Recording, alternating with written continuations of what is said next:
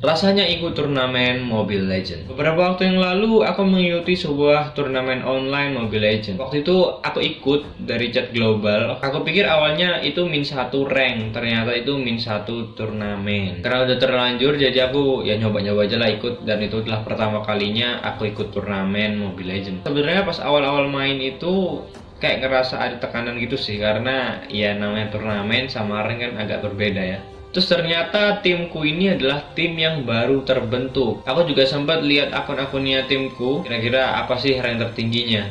Dan aku sebenarnya cukup kaget bahwa tim itu rank yang paling tinggi itu adalah aku, yaitu waktu itu adalah honor bintang 40-an. Sedangkan hampir semua timku ini akunnya itu rank tertingginya itu cuman di bawah honor 30. Bahkan ada yang belum honor sama sekali. Tapi karena untuk coba-coba aja ikut turnamen, akhirnya aku juga ngerasanya ya udahlah. Sebenarnya prize poolnya itu nggak gede, cuman sekitar 500.000. Tapi mungkin karena udah dapet hype-nya, jadi akunnya tuh jadi kayak semacam pengen serius banget gitu loh. Ya meskipun aku juga ragu akan timku sendiri, pada akhirnya kita pun main waktu itu. Waktu game pertama, aku itu udah ngerasa bahwa ada yang bolong banget di tim kita, yaitu XP lane-nya. XP lane-nya itu entah kenapa sering banget kalah lane, atau mungkin selalu kalah lane. Dia tuh bahkan nggak bisa nahan lane-nya sendiri. Nah kebetulan karena aku ini role-nya god laner, jadi aku bisa gendong di mid sampai ke late game. Dan memang aku gendong sih pakai Leslie waktu itu sampai ke late game, dan kita akhirnya win. Nah lanjut ke game yang kedua. Aku juga masih ngerasa sama bahwa XP lane-nya itu bolong banget. Entah kenapa dia tuh kayak gak ngerti gitu loh mau ngincer siapa. Dan pada akhirnya tetap menang sih, meskipun game kedua itu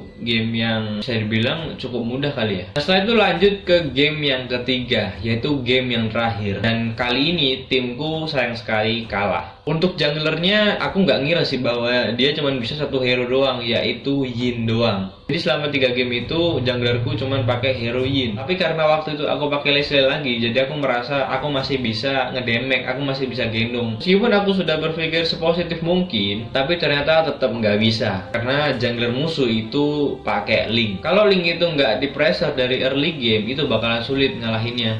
Dan memang ya beneran terjadi.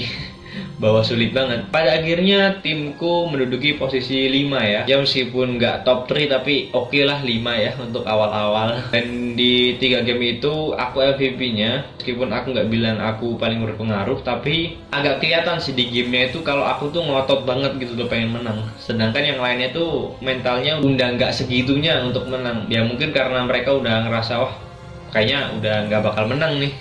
Tapi karena aku tetap maksa, jadi aku tetap bisa ngasih damage, tetap bisa ngekill, dan tetap bisa jaga positioning. Tapi ya, sejago-jagonya MM ku tetap aja Leslie. Leslie kalau misalkan disetun atau dikeroyok sama 2 orang 3 orang, ya tetap aja bakalan hilang. Dan pada akhirnya memang susah untuk ngembaliin keadaan. Dari turnamen yang aku ikuti kemarin, aku jadi belajar bahwa ketika kita ikut turnamen, entah itu game apapun, kita tuh jadi punya pressure sendiri, kita tuh jadi punya tekanan sendiri. Dan itu mungkin bisa menjadikan player itu bisa oleng atau enggak. Ya meskipun turnamen Warkop itu nggak terlalu beda jauh dengan rank ya, level musuhnya. Setelah aku kalah di turnamen kemarin, aku sekarang daftar lagi di turnamen yang diadakan oleh PBSI, yaitu lewat jalur solo team. Kemarin aku udah daftar dan udah dapet tim, tapi kayaknya timnya kayak nggak niat gitu sih.